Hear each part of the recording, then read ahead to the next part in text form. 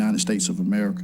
We continue to pray for Gulf County, Lord. We just pray that you be with each and every one that's in this community, in this building. Father, protect our law enforcement officers, our first responders, Lord. Be with our EMS, Lord God. Be with our doctors and our nurses, Lord, as we continue to fight through COVID-19. And Father, we just pray and ask that you intervene. We just pray for a vaccine, Father. We ask that you, Lord God, be with the scientists, Lord, as they come up with a vaccine, Lord. We just pray that you be with this board, Lord, as we conduct the business of the people. Father, we bless you, we praise you. It's in Christ's name we pray. Amen. Join me in the pledge.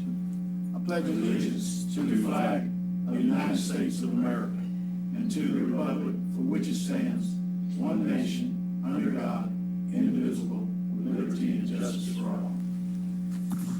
Okay. All right, good morning to everyone. July 1st, 2020, special meeting. We got a few items on the agenda. The first one is we're gonna have a public hearing on the business license regulations. Mr. Novak, you have the floor, sir.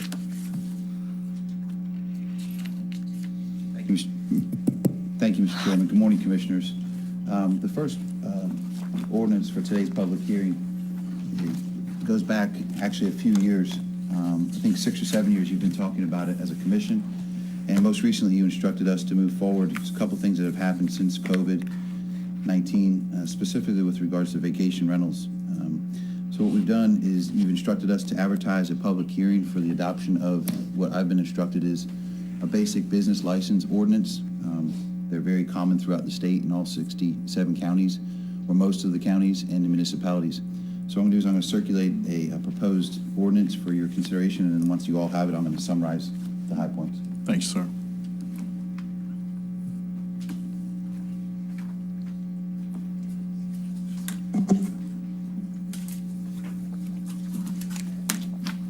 Mr. Chairman. Thanks, sir. Thanks, sir.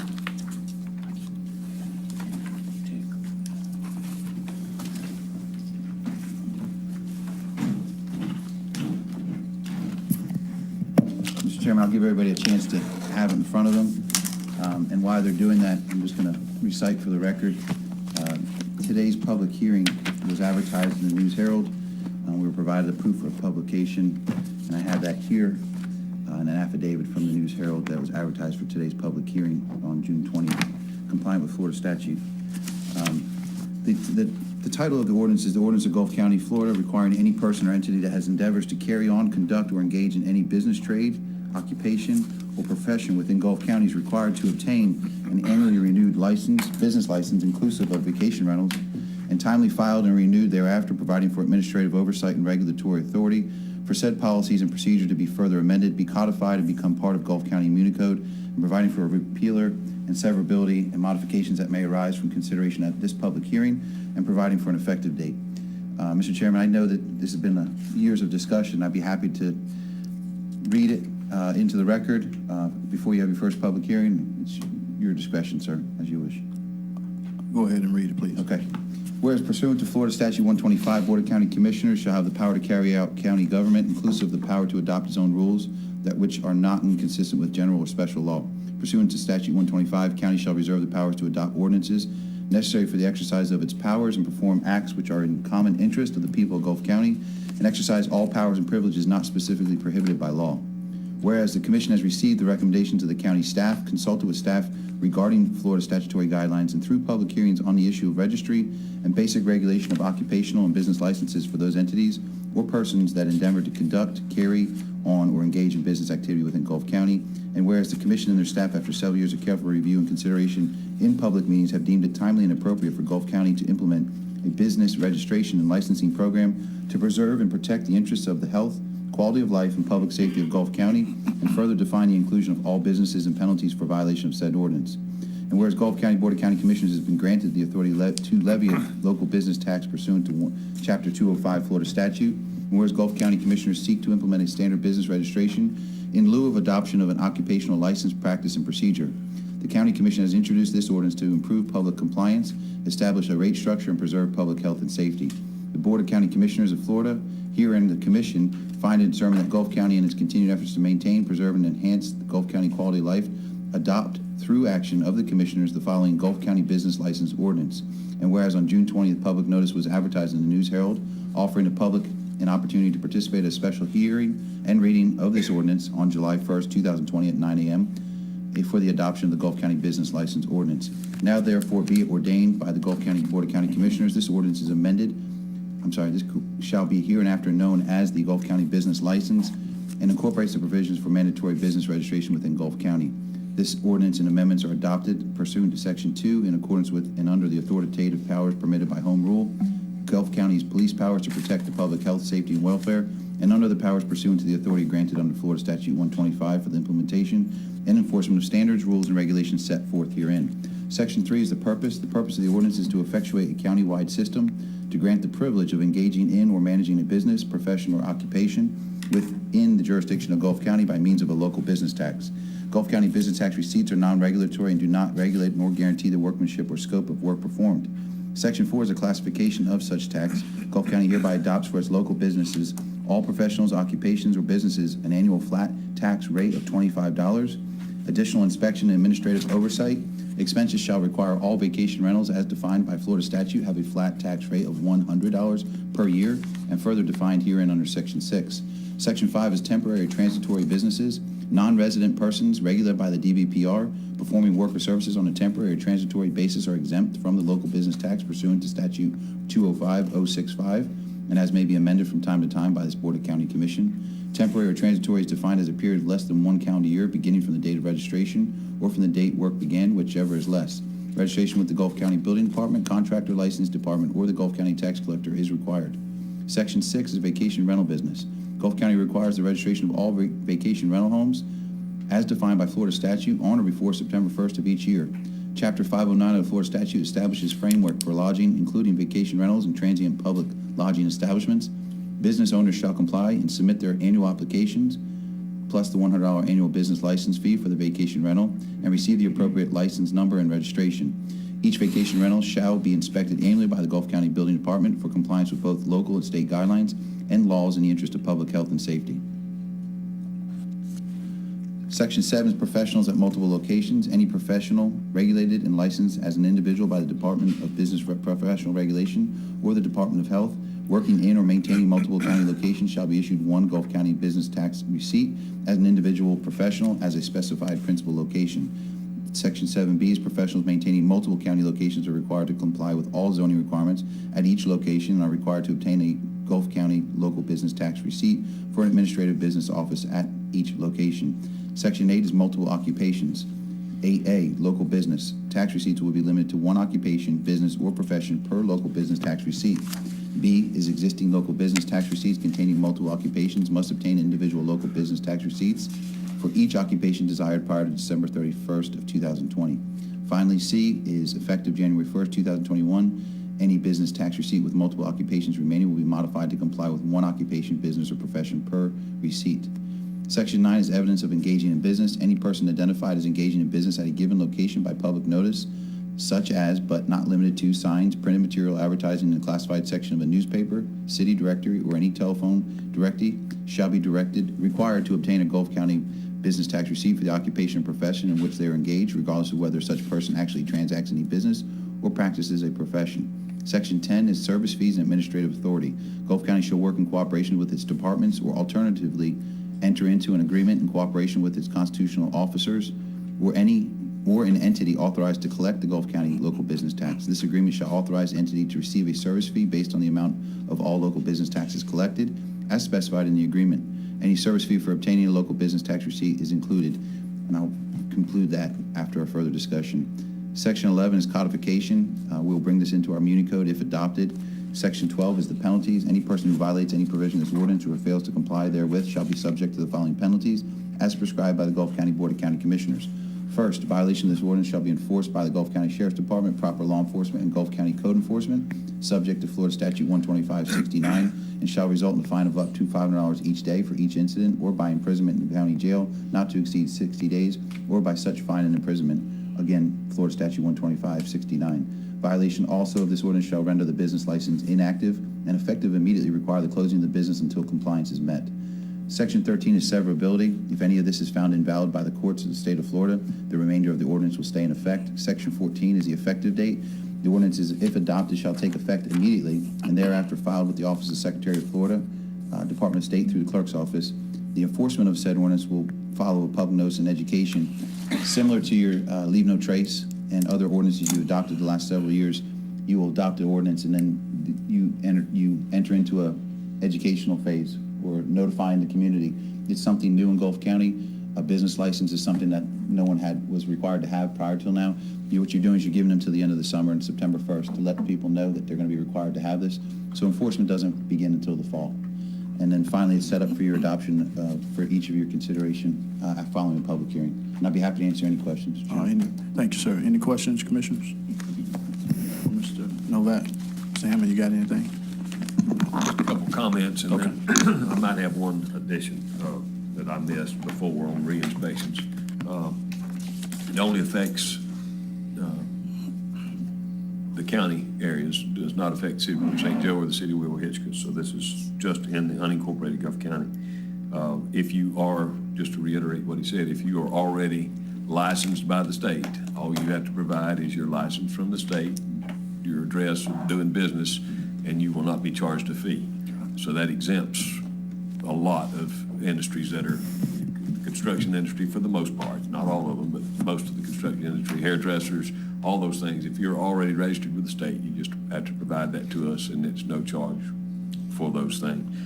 I do want to say on the vacation rentals, and we added the park closed immediately if they're found to be unsafe, didn't have smoke detectors, guardrails, the things that we're going to be looking for are not cleaning like they're supposed to because of the COVID. We need to add in an administrative reinspection if they were to fail, because on those safety issues, they would be closed immediately and not reopened until they're brought into safety compliance. And we're talking about minimum safety standards. We're not talking about major stuff. Right.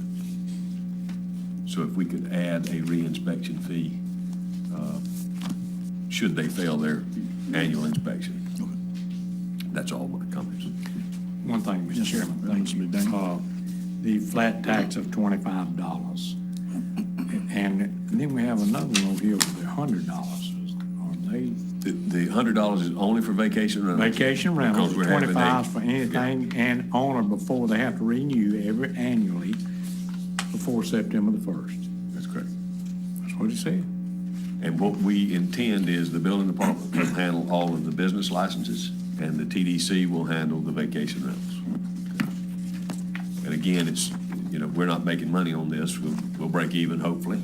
But of the vacation rentals, the reason it's more is because the building department has to go out to each and every one of these, 17, 18, 1,900, however many there are, and do a yearly inspection. So $75 of that fee is for the building department inspection, yearly annual inspection. Good deal. If I could, Mr. Chairman. And Michael, the one thing I've heard, I've really heard no negative on this because a lot of the rental companies that are here, it's a little discouraging when you're trying to do business and you have, say, somebody from another state come down and buy a house, and for the purpose of renting that house, they're not registered with anybody. They get on VRBO, they advertise, they rent that place, and they're not paying any taxes and pretty much not paying anything, just taking in the money. And it's kind of discouraging to the local businesses and that's one reason we're doing this, to level the playing field. So, anyway, that's my thoughts on it. Thank you, sir. All right. Anybody else, Commissioner? All right, so this is the first public hearing. At this time, we'll open it up to the public. If there's anybody in the audience or any emails in reference to business license regulations, open to the public. We have one email. All right, public comment, Mr. Chairman, Commissioners, is from Mr. Brendan Murphy. I don't have his address. He lives on the Cape in Sand Dune subdivision. I don't know specifically the address. It's final public hearing for business license regulations is the title. I applaud the county commissioners for taking this action. This will help ensure the proper amount of taxes being paid to the county, state, and TDC. It will also put all rental agencies on a fair footing for all to be checked to ensure the fair share is being paid. In addition to the annual inspection, it will ensure the rental homes are safe for all visitors. Thank you for taking this action. Brendan Murphy. That's good. That's good. Thank you, sir. Mr. Chairman, along those lines, if I can comment, with regards specifically to the vacation rentals, there was a few things that Mr. Hammond and I, and Mr. Yeager, he was on the TDC, they served as commissioners, and I know each of you commissioners have expressed, specifically with regards to vacation rentals, not only are they going to be inspected, but we'll have a checklist that when they submit their application each year, that one-page checklist, which we're trying to simplify the process, not necessarily in the ordinance, but in the form, just as you all have adopted and ratified forms over the last 10 years, it'll give them a very simple checklist. Submit the following, which is your insurance, which is your CO, which is your inspection report each year. Also that they acknowledge that they have to register with the Department of Revenue. So that will be an acknowledgement on the form. So these folks, when they come in for an application, they register the rental home, there'll be a one-page form, but they sign off at the bottom acknowledging they have an obligation to the state for the Department of Revenue registration, so they're paying the proper taxes. Those are all going to be required as part of this application, and they acknowledge that they have this obligation by law. Okay. Okay, but it's not in the ordinance, but it will be on our form as we go Okay. forward. Okay. All right. Thank you, sir. Anyone else? Any more emails, Ms. Carey? No, sir. All right. The final business license regulations public hearing is closed to the public. All right, Mr. Novak. Mr. Chairman, the next step is if there's any comments or questions of the commission. If not, if there's a motion or entertainment of adopting this ordinance, then we would move forward accordingly. As I indicated, it would become effective immediately, but then the enforcement would begin in the fall, and we'd begin with working with the administration to start forming the applications with both the building department and the TDC, so we'd have these forms with you all. Okay. All right, Mr. Hammond, you got something you want to add? Okay. All right, commissioners, y'all got any more questions before we take a vote on it? All right, what's the wishes of the board? Move forward. So moved, Mr. Chairman. All right, we got a motion by Commissioner McCrone to move forward with the business license regulations. Second, Mr. Chairman. All right, second by Commissioner McDaniel. Any further board discussion? Anyone in the audience? Any emails? All right, any opposition to that motion? All right, motion passes 5-0. Mr. Chairman? Yes, sir. Just to Commissioner McCrone's point and Mr. Hammond's, Section 4 will be where the DVPR exemption is going to be for the fees. So for the public record and for the hearing today, when they look at Section 4, the language that was included in your adoption of the ordinance, if you are registered with the DVPR, that exemption, where it lists out vacation rentals are $100, businesses are $25, Section 4 is going to be where the exemption for the DVPR is. Good. Okay? I just had a question on the motion. Does that Okay. include Hammond's addition? Yes, Okay. yes. All right, good. All right, moving on down to item B, public hearing, amending ordinance 2014-02, Gulf County Administrator. Mr. Novak?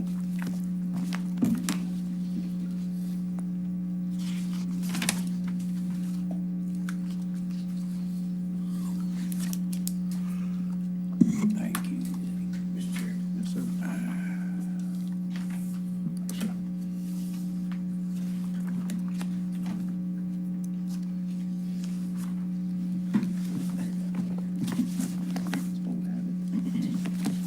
Mr. Chairman, I just distributed a draft of the proposed ordinance for the amendment to the administrative ordinance. Again, just for the record, this also was advertised in the News Herald on June 20th.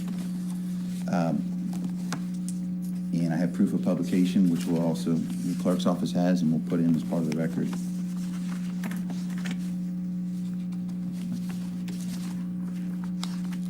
I just want everybody to hopefully circulate that and take a look at it real quick before we move forward.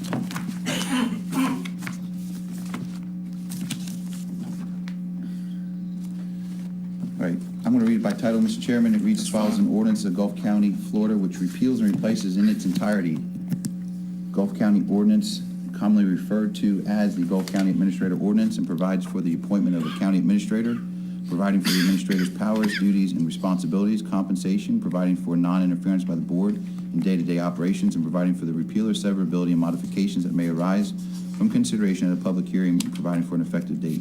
If you all recall, back in 2014, when Mr. Butler was our administrator, This commission adopted its first administrator ordinance, and since then, some policies have changed, and the requirements and thresholds that you have all adopted through policy are now going to be ratified through this ordinance, and I've incorporated that language. If there's language that's been added, it's in red in your text, and I also tried to highlight the areas so that you'll note those as you go through it.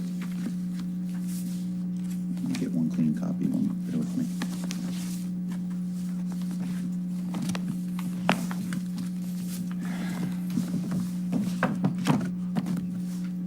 All right, this time, we'll open it to the public hearing on Gulf County Administrative Ordinance, open to the public. Mr. Chairman, do you want me to just guide you through it before you do that? Okay, well, I'm sorry, go ahead. And I Yes, sir. apologize, I just wanted to get a clean copy in front of me. You'll see on the first page, there's just, in terms of the past tense versus the present, we're going to be repealing and replacing 2014-02. And then quickly, it'll take you back 3 pages. There's nothing changed with regards to section 1 and 2. And then you get to section 2 under subsection 11. It reads as follows, and I'll read the highlighted areas. Section 11 is select, employ, and supervise all personnel and fill all vacancies, positions, or employment under the jurisdiction of the board. That was your current language under the old ordinance. What's been added now is that department heads will also be selected and employed by the administrator, but with the advice and consent of the commission, period. The administrator shall also set the pay and benefits of all new employees. This language is being added to stay in compliance with the Florida statute. Section 12 is added, which is administrator shall make any and all pay adjustments to board employees with the advice and approval of then current county commission board chairman. Section 13, you'll see is the language has been struck pursuant to procedures adopted by the policy or by the board, which was to suspend, discharge, or remove any employee under the jurisdiction of the board. There is no current policy in place, so that language is not appropriate for that sentence. Number 14 is addition. You just recently amended some of the policies of the county, and what we're doing is ratifying some of them through ordinance.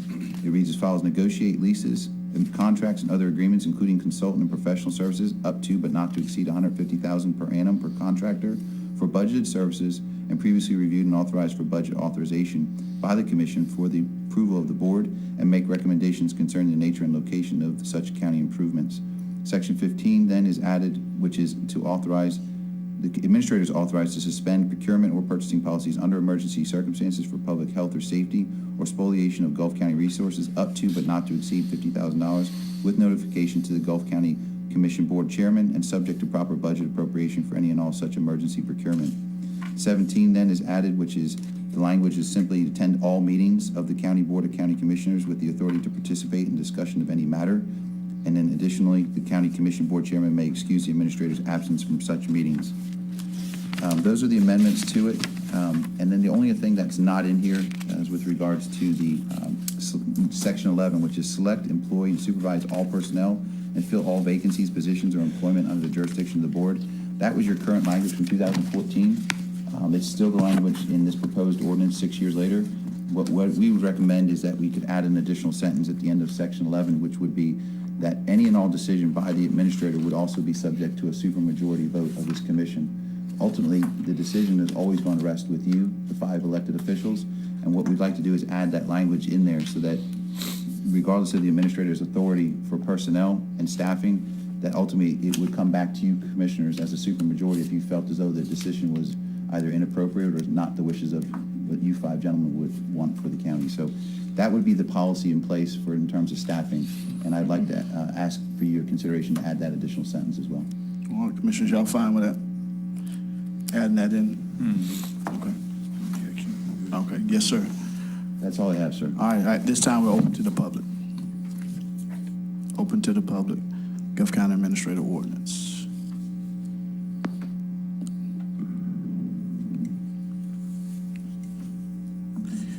Any emails, Ms. Carey? No, sir.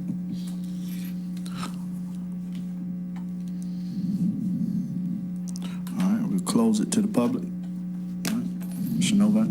Mr. Chairman, I'll be happy to answer any questions.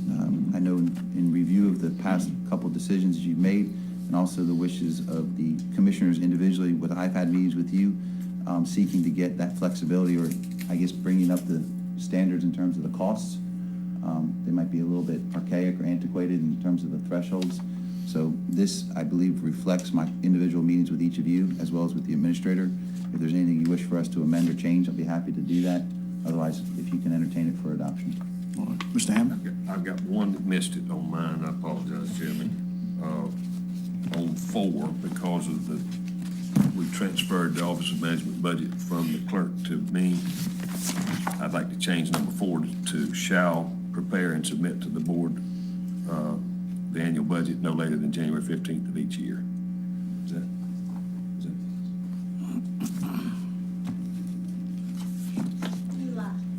July. What'd I say? July 15th. Oh, well, Yeah, so I'll be ahead of the game or I'll be way late, one of the two. number, a couple others that I did, so.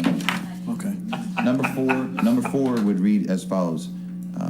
Shall prepare and submit to the Board of County Commissioners for its consideration and adoption at an annual operating budget, a capital budget, and a capital program no later than July 15th of each year.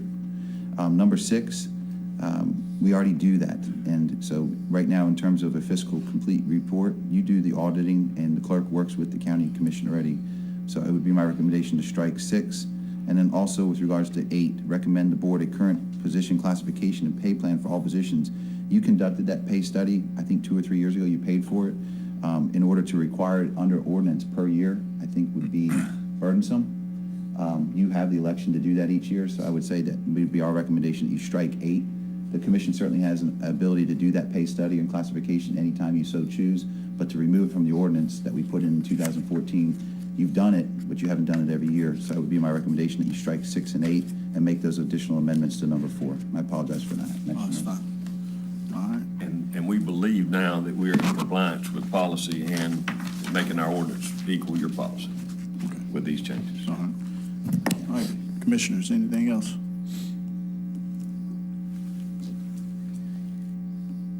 All right. Any questions, concerns? All right, what's the wishes of the board? Mr. Chairman, I'll make the motion that we go with the recommendation of the county attorney and also include that we strike 6 and 8. And 8, yes. All right. Got a motion by Commissioner McDaniel. Second. Shall. You good with the change in no later than July 15th? Yes, we'll include that. All right. Thank you. Got a motion by Commissioner McDaniel, second by Commissioner Rich. Any further board discussion? All right. You got something? I just got one more question. Okay, all right. On the supermajority override, did we add that to number 11? Was that, It's number 11. did Last that sentence. include? That's included in Yes, the on motion. the, I was going, all right. Yes, on the supermajority, we do need that. Add that too, please. Section 11. That's over here somewhere, it says 3. That's in section 3D, but that doesn't comply with this. All right, yes, the supermajority. Okay. All right. Motion by Commissioner McDaniel, second by Commissioner Rich. Any further board discussion? Commissioners? All right. Anyone in the audience? All right. Ms. Carey, any emails? No, sir. All right. Any opposition to the motion? All right. Motion passes 5-0. Thank you, Sharon. Yes, sir. All right. CARES Act. Mr. Hammond? A positive. Sherry and Jim and Warren and I met earlier this week to rehash an old proposal that we hope you will look favorably toward. We had tried to get money from Triumph to help our businesses several months ago and were denied. But with the CARES Act, there's so many restrictions and can't use it for revenue loss and a lot of things. We would like to ask for you to redo your economic stimulus program for businesses. So we really are going to ask you for a couple things, and Jim's got a outline that he wants to give you. Okay. Come on up, Mr. McKnight. Commissioners, as you know, our businesses have been very resilient in the last 22 months with having to respond to the Hurricane Michael and the total disaster there, and they bounced back very admirably and have done a good job of handling the shifting, opening, and closing with the COVID crisis. But, you know, a lot of them have been hurt significantly by that, and they could use a little boost from somewhere. And we believe the CARES Act gives us that opportunity. Administrator Michael had asked me to look back a number of weeks ago, look at how many businesses do we have in Gulf County, and believe me, there was no list, and we had to take licenses, and we had to look at the chamber list, the TDC list, and an old emergency list, and finally we put it together. We got 566 businesses that have a place where they open a door in the morning. Let's call it that way. And just for so that you know, there's 398 in Port St. Joe, 168 in the Weewalt area, 25 at Cape Sandblast, 8 at Indian Pass, 7 at Simmons Bayou, 7 at Jones Homestead, 10 on St. Joe Beach, and 11 in Highland View. Those businesses, again, some of them were totally destroyed, have been returned, and have been affected by the COVID thing. The basic plan that to use the CARES money, and I'm going to give you a copy. I'm going to hand you those. Could you pass that back up to him? And there's 2 for y'all. You'll split those 3.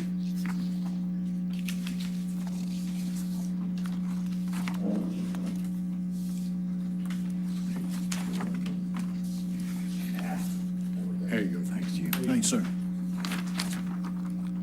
We're calling this the Gulf County CARES Act Business Reinvestment Plan. This plan is funded by the CARES Act.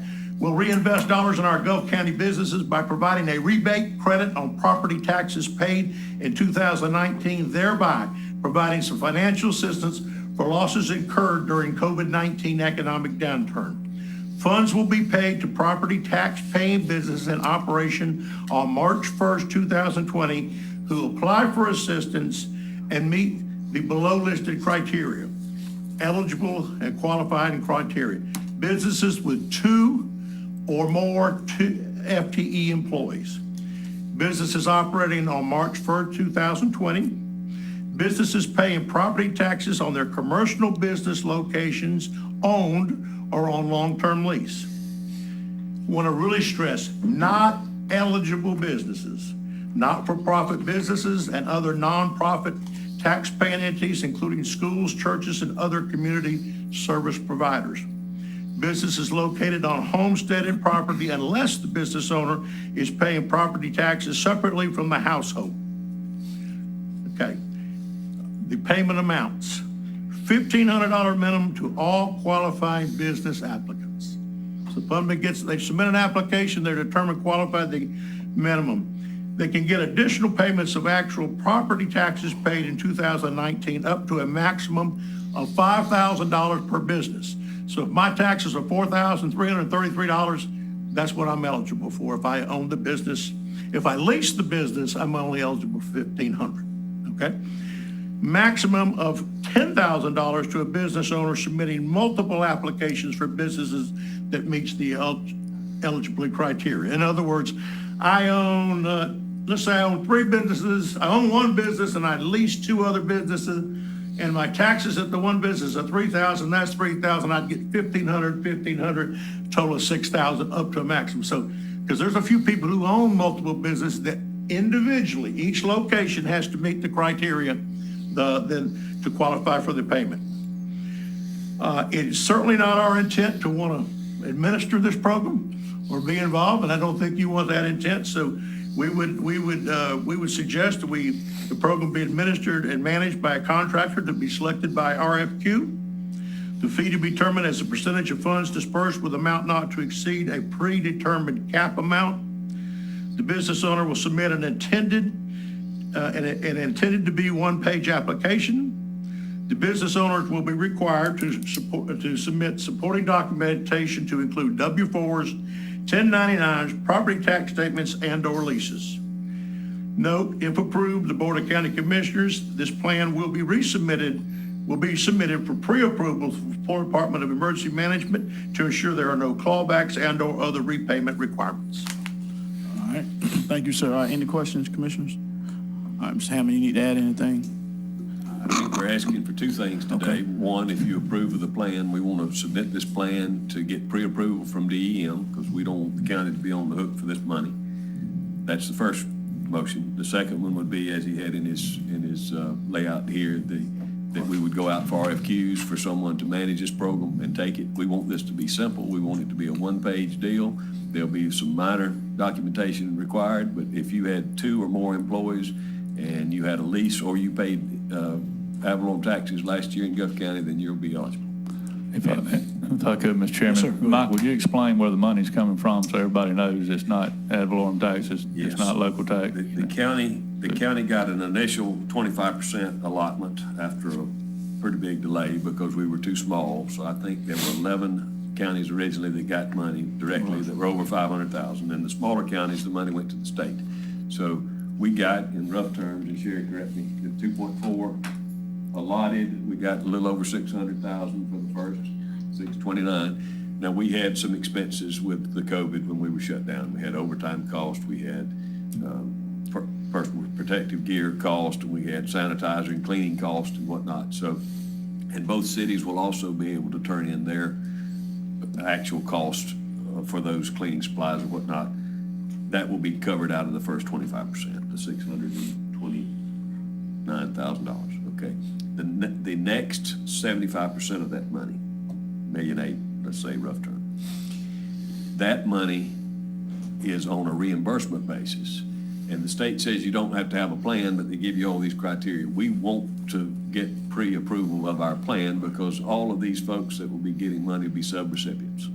And we believe it falls within the criteria for us to do this, but we want to make sure that the county's not on the hook for this. We want to help the businesses. We want to refund their taxes up to this maximum amount. We want to do it quickly. This money's got to be spent by the end of the year, but we want to make sure that we protect the taxpayers and not having a clawback. So there is one additional thing that we're asking for in addition to this program, because we believe that based on the number of businesses, and these businesses would be countywide, both cities, any business that would qualify anywhere in Gulf County would be eligible for this. But there are going to be quite a number that's on that list that aren't going to be eligible. There's some of them that's, I own a grass cutting business and I'm my own deal. Well, I'm not eligible. You've got to have 2 or more employees. You had to be working on March the 1st. So we believe there's going to be more money left in that pot. We don't know how much, depending on how many people apply. And again, we're not just going to send everybody a check. They've got to do the one-page application and be qualified. So we're turning in a request for an ambulance if the board so chooses, because we also believe that would meet the criteria for the CARES Act funds. So if you bless this plan, we need permission to send it to DEM. Then we want to do a RFQ for someone to administer it, and then we want to ask for an ambulance from this program. So those would be our 3 requests. All right, thanks, sir. All right, commissioners, any questions? Michael, just real quick, you might want to explain how difficult it is for the county if we wanted to just spend the money. Yeah, we are prohibited. We could spend a good chunk of this money, and our original thoughts were that we would do something like we did with the Triumph money that came after Hurricane Michael, and it was a blessing. And we give Triumph the devil a lot, and they probably deserve it a lot, but it was a blessing to get that money. And it was also a blessing because Franklin and Wakulla didn't turn out to have the damage. That money was, again, split between Bay and Gulf, so we had more money. So what happened with that is we shared with the school board. We covered our losses, and we shared with the 2 cities. And again, the city, it was based on ad valorem taxes, so the cities didn't get as much, but the county and the school board got about $2 million in rough terms apiece. The city of St. Joe got about 100, and I think the city of Weevil got 50 or 60,000 out of that.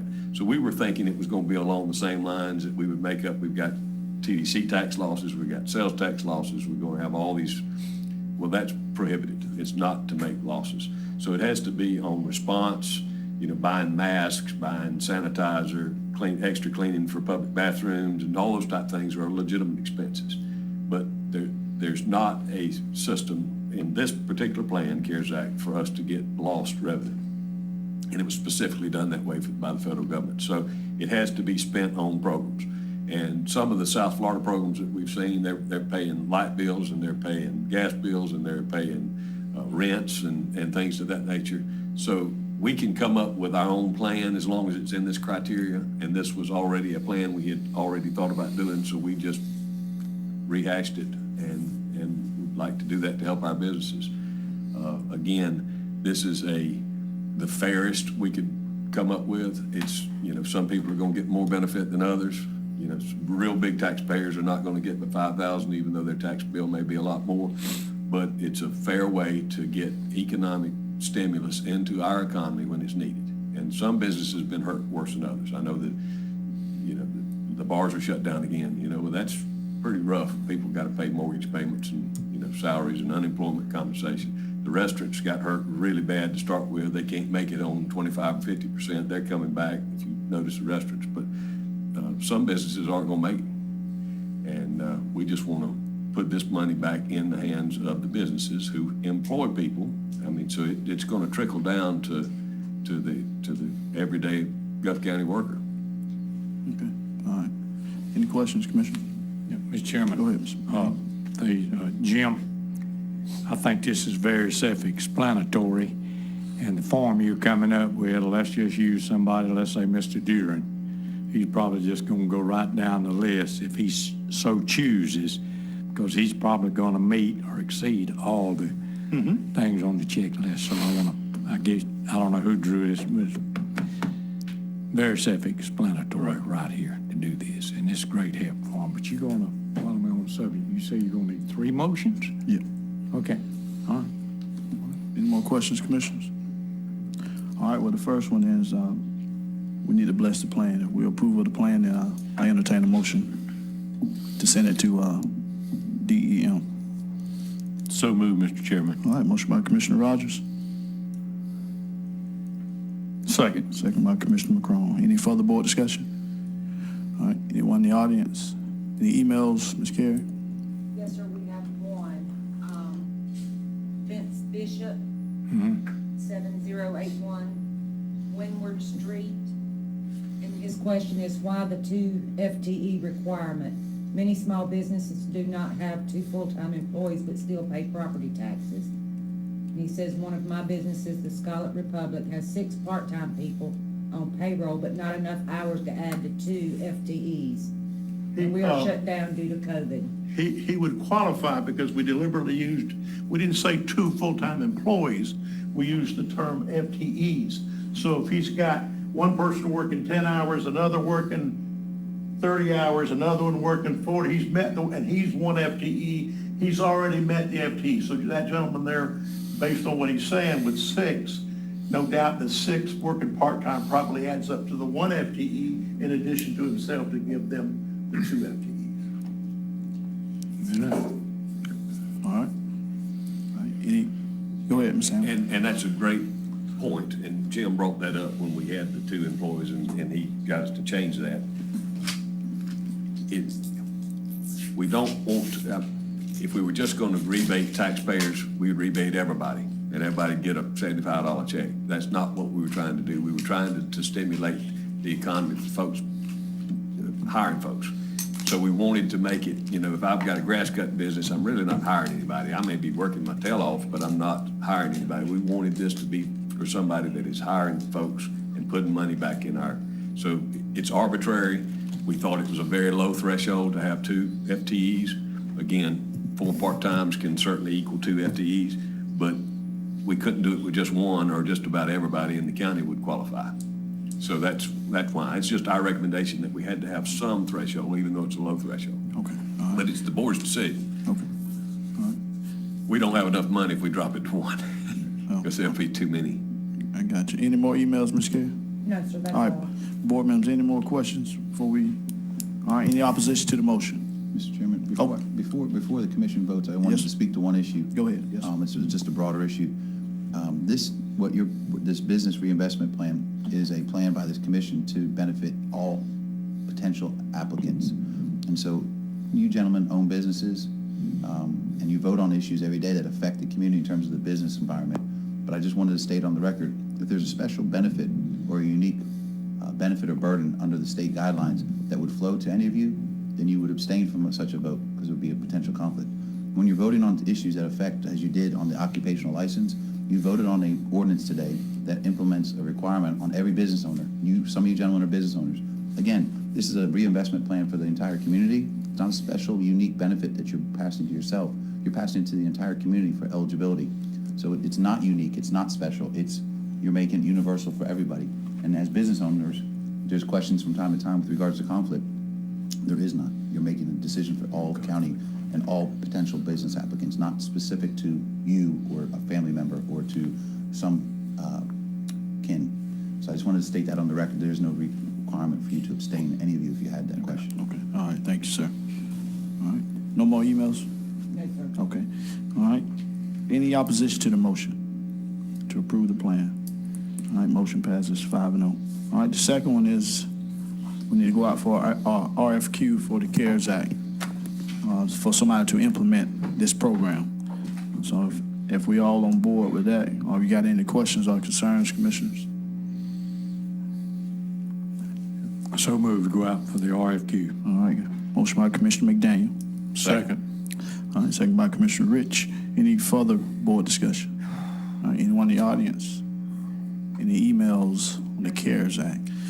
All right, implementation. All right, any opposition to that motion? All right, motion passes 5-0. And the last motion we need is to spend the CARES Act funds on. We're gonna ask DEM, my recommendation for us to turn in a request to DEM that we be able to purchase an ambulance for Gulf County EMS out of the CARES funds. Okay. If they give us the thumbs up, then we would spend that money that way. All right, any questions, commissioners? I'll make that motion, Mr. Chairman. All right, motion by Commissioner McCrone. Second. Second by Commissioner Rogers. Any further board discussion? Anyone in the audience? Any emails? No, sir. Any opposition? That ambulance will go on the north end, correct? Wherever our director wants it to go, I believe. I think the north end got the last ambulance, I believe, It's but coming they're all getting a lot of miles on them, so. Yeah, so it's coming to the south then. I agree. It's coming down here. Yeah, I can include that in my motion. No. I met yesterday, and these two vehicles we've got down here, they're new. One of them's got pushing 150,000 miles already. All right, any opposition? All right, motion passes 5-0. All right. All right, where we at? All right, transfer station. This ought to be fun. Well, can we skip back to the end? Okay, all right. Maybe. All right, Salls Creek Road.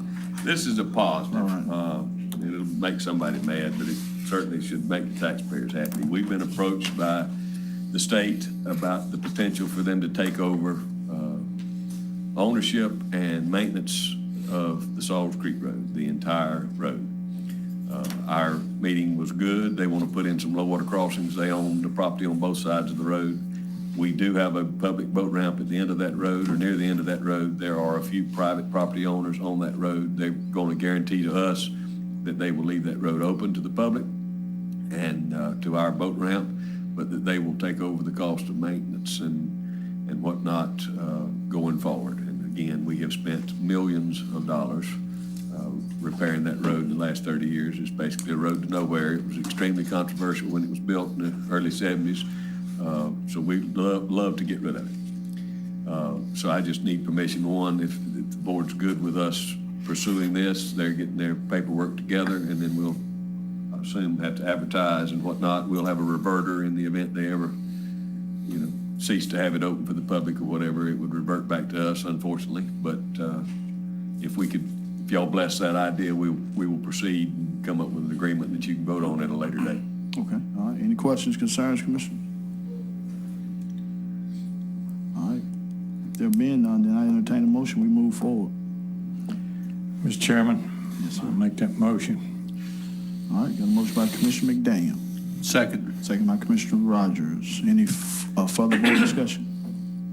Mr. Chairman, let me comment, being I made the motion. This one, over the years, as the administrator stated, this is road to nowhere. It's open. The state has a lot more money than Gulf County, and we have some millions of dollars in that road. And I'm just so thrilled that state's taking it and getting it off of our shoulders. I surely am. That's all. Thank you. All right, thank you, sir. Any further board discussion? All right, anyone in the audience? Any emails? All right, any opposition to that motion? All right, motion passes 5-0. Highland View Beach. if we can jump over to, it's on the agenda, but it's also on page 1 of your packet that Kerry gave you. If you look at it like this, north to south, the county portion of that is on the north, and the city of Port St. Joe portion is on the south. And it runs out, it basically squares off at Angelfish. So this is annexation, gerrymandering at its worst, but we need to decide what the board wants to do and see if we can agree with the city on what we want to do on that beach. Sheriff's Office been getting complaints about folks driving on the beach and whatnot. I personally don't think they're doing any harm, but we need direction one way or the other. It needs to be the, yes, we are gonna have it, or no, we're not gonna have it. And again, I'm assuming that bird folks are complaining or whatnot, but at the end of the day, it was a Corps of Engineer beach. They Corps illegally, didn't follow their rules, pumped that sand. It was the best thing that could have ever happened. It protected that road during the hurricane. It's got vegetation, and it's a public beach now. So people go down there and fish and whatnot. So again, we just need direction, and we need to, again, I agree 1,000,000% with the sheriff's opinion. The city and the county need to be on the same page since we split this pretty much in half. So if we're gonna have it open and let folks drive and access to fish, then we need to say that way and try to work it out with the city, and if not, you need to say, we definitely, we can't have it one side open and one side. All right, Commissioners. Yes, sir, Mr. Rogers. So has the city made any comment as far as their stand on this? None that you know of? I do not think that they have indicated they want to close it off. No. Okay. But I haven't had no communications with them. In fact, there's confusion until we got the official map of where the line was. I think that's a lot of the confusion. They didn't think it was in their jurisdiction. Yeah. There are some private lots there that, but I grew up there and people's been driving down there ever since that sand was pumped out there. I don't see a real issue with it, as long as everybody can agree. If I could, Mr. Chairman, I agree with Commissioner Rogers. As long as I can remember, people have been driving and going down and fishing on that beach, and if we can get it worked out, I'd rather see that beach stay open to, to public access if all possible. Thank you. Mr. Chairman, Go ahead, Mr. just Jane. clear me up. Mr. Hammond, talking about this portion over here. Yes, sir. Now, is that entire Gulf, or does the city come along here? That small triangle basically from the Island View Canal to Angelfish, that small triangle is in the city. Everything to the north of that towards St. Joe Beach is in the county. In the county. So this is city, Yes, sir. and here forward is county. And Okay. about halfway down that triangle is where the beach starts, Yeah. where the actual drivable part. So it's And pretty then they much, can proceed, we'll say, to the north, driving. that's correct. There's an entrance on the south of on the city side of that line, and there's an exit or entrance on the north side of Okay, that line. thank you, Mr. Chairman. Just clarification. So we need to give good direction too, and that is Jeremy's question, he stepped out, but whether we need to add this to our ordinance or how we want to. You've got it. Yeah, come on, Sheriff. As of now, your beach driving ordinance it only covers areas from Indian Pass to the state park. So if y'all can, change the ordinance to include that area there. But as it is right now, that portion of the beach is illegal to drive on. Obviously, that's subject to change on y'all, and we'll do whatever you feel is best with that. The main complaints just been people, not necessarily bird people, turtle people, or anything like that, just general, and there haven't been, I'm going to tell you, we've been getting a few complaints, but I can't tell you how many. I think the public's just wanting direction on it, so, and we're wanting direction on it, just to tell them, yes, it is, or no, it's not. So, and the city's gonna have to make that same decision as well. I know there's some areas there north of Angelfish where people can access from 98. But the majority of the people, I believe, would be coming through the park and coming from the south across the cities. But we just need to be in one accord with the city, whatever decision is made there. And obviously, that's going to be up to the city to make that decision as well. Thank you. All right, thanks, sir. So do we need to reach out to the city and kind of come up with a idea before we move forward? Well, if you'll tell me what your position is, then the county attorney can get with the city and see if we can't get on the same page. I don't see any anti the city one way or the other, because again, I don't think a lot of folks knew this particular portion is in the city. So actually, like the boat ramp mall, it's the county boat ramp is in the city. So you tell me what you want to do, and then we'll follow through. And then the county attorney wants to chime in to whether we need to change the ordinance or just have a policy until we can get the ordinance changed.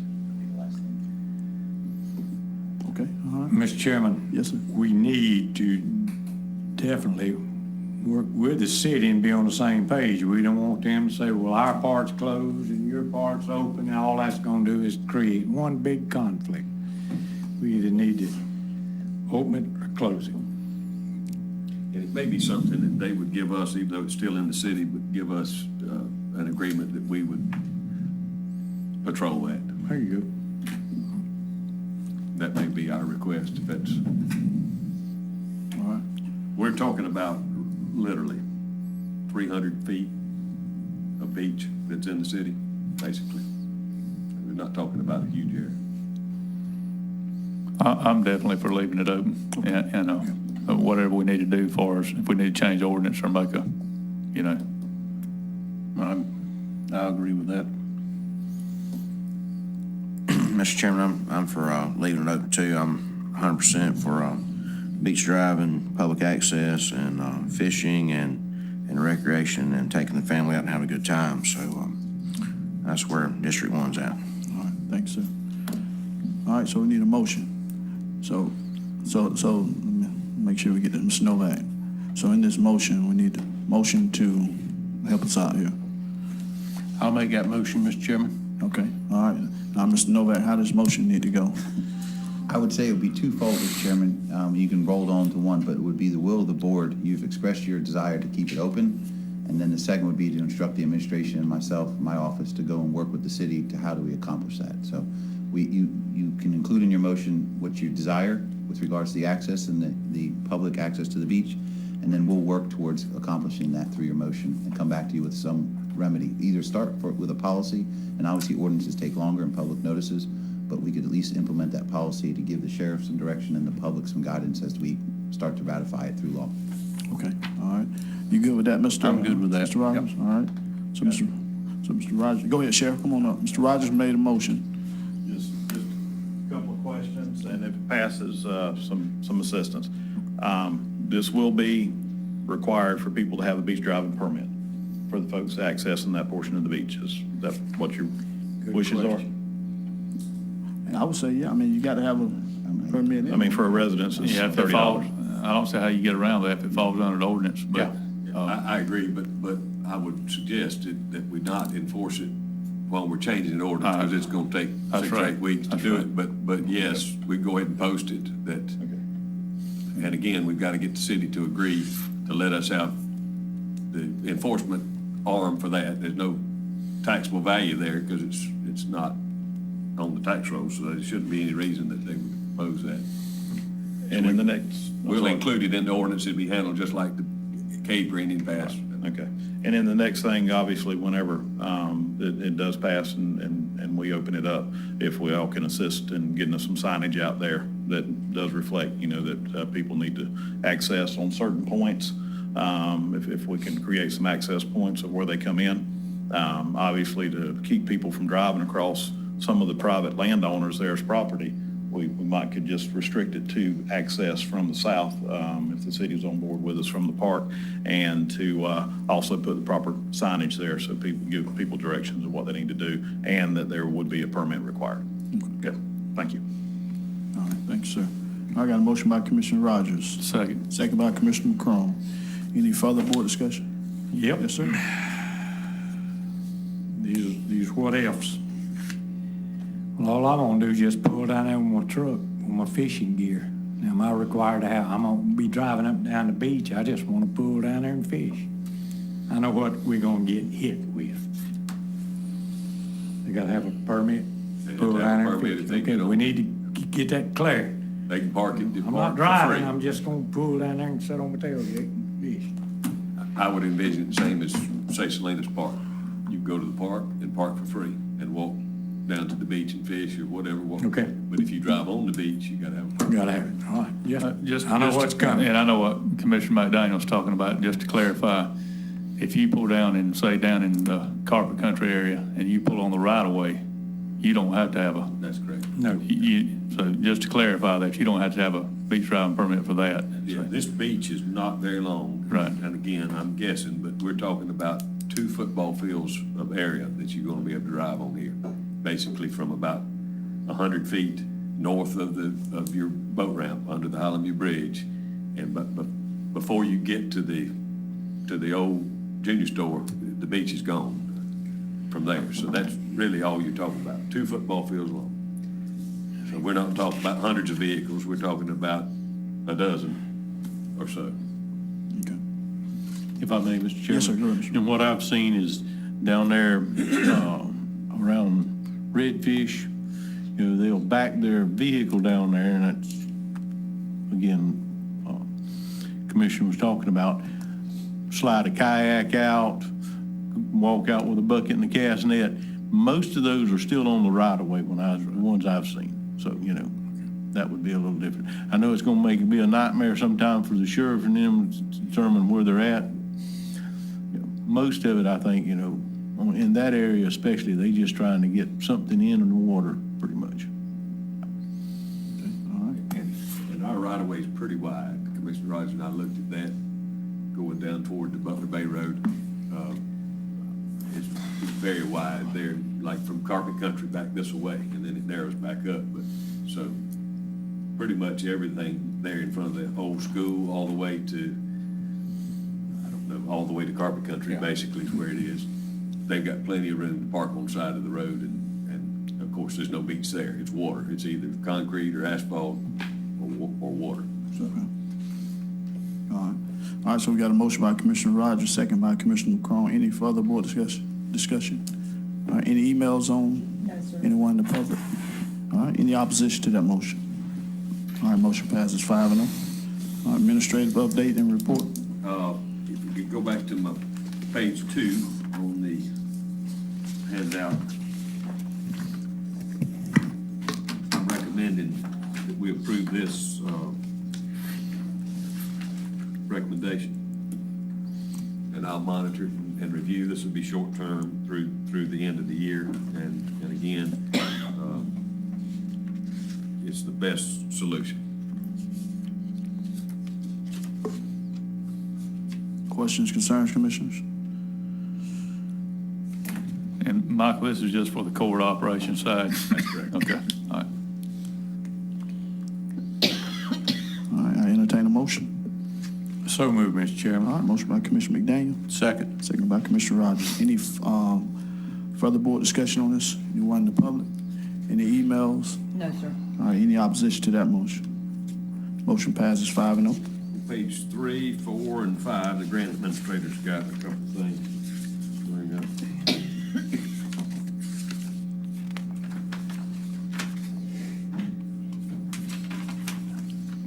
Good morning. Good morning. Good morning. The first thing is, I'm requesting permission from the board to apply for FDLE's coronavirus emergency supplemental funding in the amount less than $25,000 for the sheriff's office. All right, I entertain a motion, commissioners. So moved. Motion by Commissioner McCrone, Second. second by Commissioner Rogers. Any further board discussion? All right, anyone in the audience? Any emails? No, sir. Any opposition to that motion? All right, motion passes 5-0. The second one is the EMS Heroes Grant application. It's just requesting permission to apply for the Heroes Grant. All right, I entertain a motion. So moved. All right, motion by Commissioner McDaniel, Second. second by Commissioner Rich. Any further board discussion on this? Anyone in the audience? Any emails, Ms. Carey? No, sir. All right, motion passes 5-0. The third is task order number 1 for our NRCS stormwater debris removal grant. And this is just to add to Ashford's contract, stating the schedule dates and the not to exceed amount. All right, questions, concerns, commissioners? All right, I entertain a motion. So moved, Mr. Chairman. All right, motion by Commissioner Rogers, Second. second by Commissioner McCrone. Any further board discussion? Anyone in the audience? Any emails, Ms. Carey? No, sir. Any opposition to that motion? All right, motion passes 5-0. And the last thing is a change order number 3 for 382. That project is complete, and so this is just a change order to deduct $332.11 from Roberts & Roberts contract. All right, entertain a motion, commissioners. So moved, Mr. All Chairman. right, motion by Commissioner McDaniel, Second. second by Commissioner Rogers. Any further board discussion? Anyone in the audience? Any emails? No, sir. Any opposition? Motion passes 5-0. Thank you, ma'am. That's all I have. All right, thank you. All right, Mr. Hammond. Mr. Yeager has a RFQ request. Thank you, Mr. Chairman. Board members, as y'all know, July 1st marks 1 year that you voted to take the golf course, and it's been going very well out there. We're at the certain point, one of the things that we did an RFQ to operate the bar and the restaurant, and it's time to do that again. So all I need is permission to RFQ for the operation of the bar and restaurant. All right, entertain a motion, commissioners. So moved, Mr. Chairman. All right, motion by Commissioner Rogers, Second. second by Commissioner Rich. Any further board discussion? Questions, concerns? All right, anyone in the audience? Any emails? No, sir. All right, any opposition to that motion? All right, motion passes 5-0. Thank you, sir. Public Works Director has truck transfer.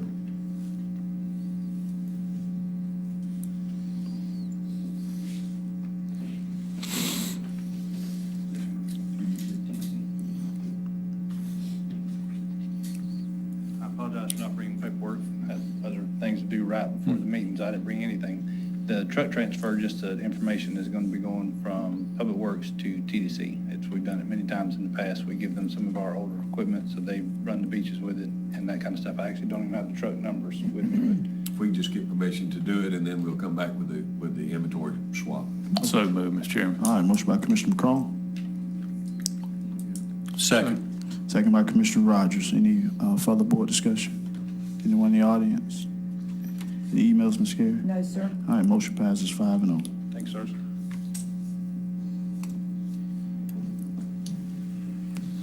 Mr. Chairman, it's not a number, but on the front page of your sheet, we got a mask order, for lack of a better term, from the chief judge. We try to get along with the judges. We've got a great relationship with them, and I think we've been over backwards, and they've been patient with our flooding issues and our changing. We painted, and then they didn't like the color, so we changed it. So everybody's been playing nice, but I do think the court system is overstepped in this latest order. Court system has some control over the courthouse, but they don't pay for the courthouse. They don't pay the light bill. They don't pay the maintenance.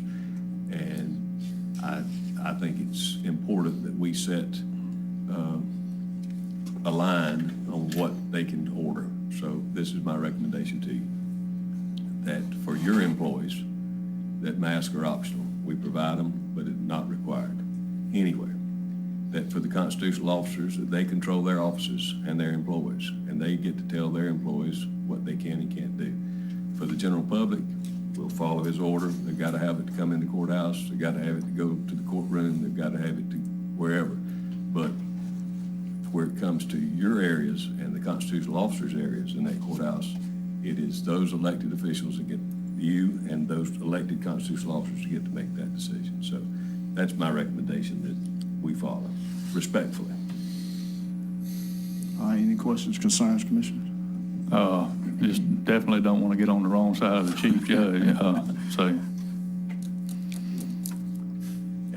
And I agree to a point, because one, that's your courthouse, and the taxpayers of Gulf County pay for that courthouse.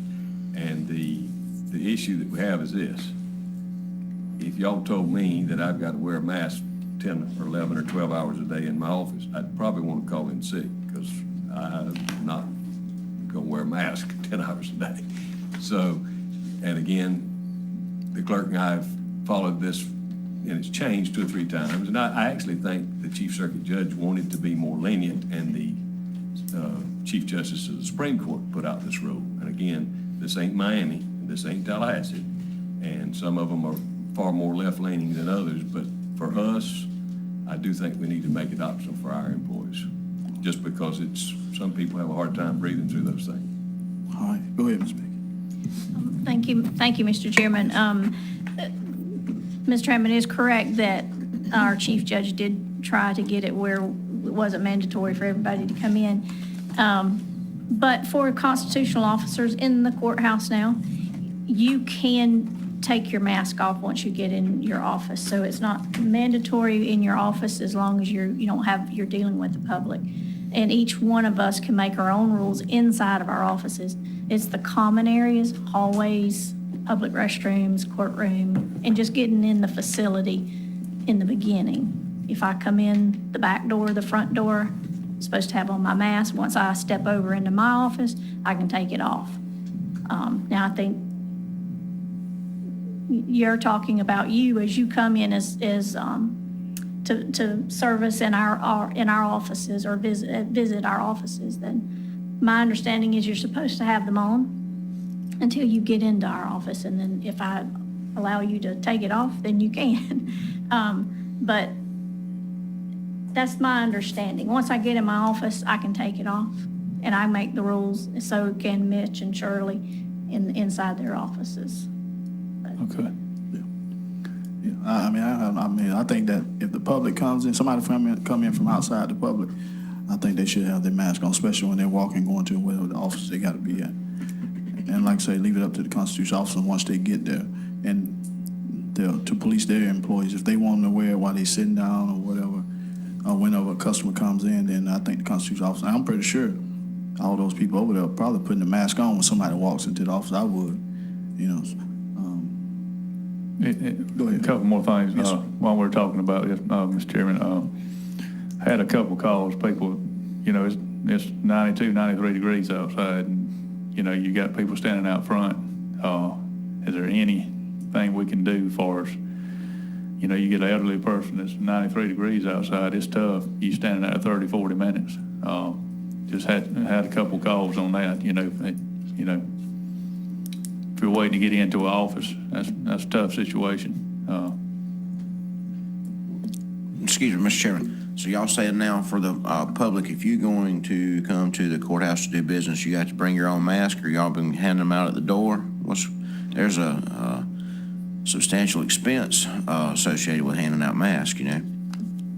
What's the rules? They are supposed to bring their own mask, and we've got all of our signage ready to go up tomorrow. If for some reason someone does show up, and especially if they're there for a court appearance, we had masks delivered today that we can give them out. But once they run out or funds run out to replace those, then people will be turned away if they don't have a mask on. The reason why I'm asking, because when the COVID 2020 broke and people were concerned, run a business, and I ordered some. And so I bought a couple of cases. Well, I didn't know how big they were, but anyway, they're 81 cents a piece. And, I got $1,000 worth of masks in 2 boxes at my store. And not saying I'm trying to plug to sell them, but I'm just saying that You know where you they get are for some. sale. But, I also bought them for my employees to make sure they were protected if in the event. But anyway, we have elected to let them make the decision if they want to wear one or not. Most people did for 2 or 3 days, and that got old, and they put them down. So, but anyway, I just wanted to ask and who was going to fund that, and how many you had, and how long it was going to last, how many people go in the courthouse, every day. So, I think you need, first of all, I think you need to donate them.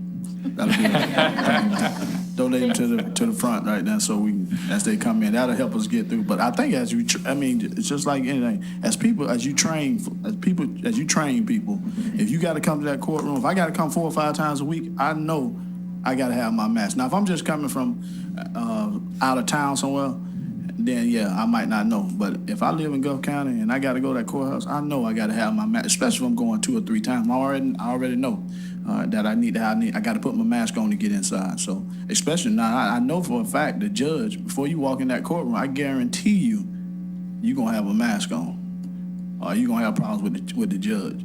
So I think that if we signage. And the judge is even required to have his mask on in the courtroom. We did have a mask delivered today, and they're available for people until they run out. But most people, as they're coming in, even now, already have their mask. So, people are aware, and they're having them on most of the time. But we do have some to give out for people who show up that may not have that, have one. So, and on the elderly that are standing out in the sun. Not much we can do right now with the construction going on, but it's possible, and I'll work on that, trying to come up with an idea. If we can get our seating put back out in the hallway areas, it's possible that we could sit people every 6 feet, that if we do have an elderly, person come that can't stand the heat, that we could sit them in like that. There are a few chairs out there under the shaded area anyway, but it's hard to put more than 2 on each side because it's just not enough distance. But we can work on that, but there's nothing we can do until the building gets in a little better order, because there's lumber and wall panels all in the floor. It's just nowhere to put any seats right now. Okay. But we can work on that. Mr. Chairman, let me say something on that. I was in Bay County Monday in a public business, and had a big sign right there, mask required before entering.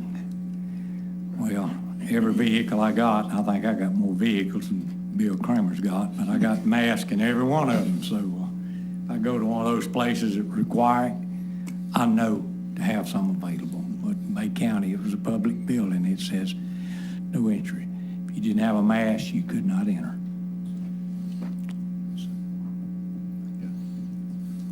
So it's not only here, it's in other counties too.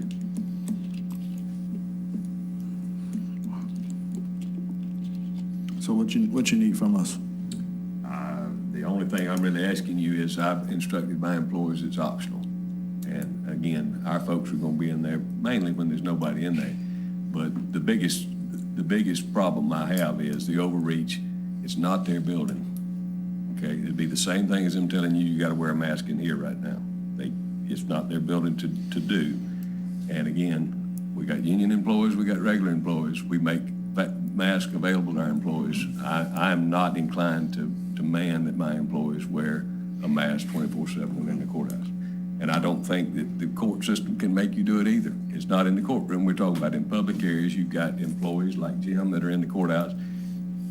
He can decide, he's a grown adult, he can decide if he wants to wear them. I really don't see the benefit, but what I don't want to do is have a judge in Tallahassee tell us that everybody that walks in that courthouse has got to have a mask on. Because again, you're gonna have employees over there doing extensive cleaning for just one thing, the extensive cleaning, that technically, if you follow the letter of that order, it says they got to wear a mask 24/7 when they're in that building.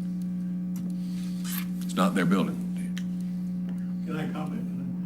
Yeah, you come on. I think we good. I think the public comes in, they gotta have a mask on. That's right. If you were, like I say, constitutional officers deal with their employees, and if somebody from our guys got to go over there and work, if like I said, if nobody's in there, then if they want to put the mask on, put the mask on. But I think we good. We go with what the judge recommended, because he said, because if I'm not mistaken, you said he pretty much kind of leaving it up to. And that's, in your office. Oh. But Yeah. if you're in the hallway or Yeah. just coming in the front door, you have to have one on. and that's my deal. I'm, for your employees, unless you tell me no, I'm gonna make it optional for your employees. They can decide if they want to do it or not. And the constitutional officers control their employees. They tell them what they want to do. The public's got to wear it, straight up. Right. Anybody in the public coming in. But it's optional for our employees. Yeah, That's all. I don't think our guys just gonna be going out to hang over there unless they just work. That's right. Yeah, so. I probably spend way too much time on COVID. I actually spend 2 hours a day. I read everything there is. I do a daily blog, and it's being spread all over the place. I just want to say, and I'm going to finish where you want to be, but masks really do not do anything to protect you or the person around you. It's very limited unless you're in the same area for 10, 15 minutes and you're breathing the same air. That has very little impact. Now, where it does have the impact and and the reason it's reduced the spread in a lot of countries is because we get so used to walking around and we get normal. But when you see people wearing masks, you remember what? That things are not normal, that it's out there. So the reason the masks work is because people see them wearing it, reminds them, stay away, wash your hands, and do that kind of thing. The problem with the mask is too, and the other problem is you talk about these people that wear them, they're wearing them, they're putting them down, wearing them repeatedly day in and day out. The germs are getting on the things, and then they're touching their face, and I'm just telling you, it's the masks are a good idea, but they're a good idea not because of the reason people think that they are. They're really a good reason because they just remind everybody, we got this virus spreading around. Social distance, wash your hands, don't stay around somebody too long. The reason the bars failed is because people got on top of each other and they breathed the same air for more than 10 or 15 minutes. That's the reason. It's a right decision. No, don't open the bars. That's the reason they changed, and that's just reality. Just my input. That's good.